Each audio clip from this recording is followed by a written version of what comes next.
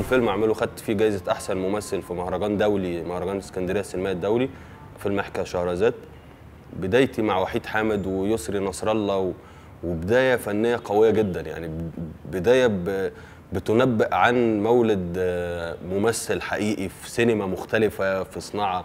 بعد هذا الفيلم عملت فيلم اسمه الخروج من القاهره كايرو اكزيت، ده فيلم اتعرض في مهرجان نيويورك واتعرض في مهرجانات دوليه كتير جدا.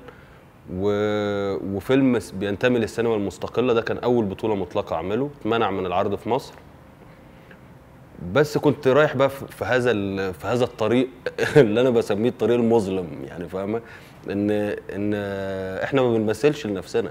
انا ما بمثلش عشان في الاخر 12 واحد لجنه تحكيم هم اللي يشوفوا الفيلم.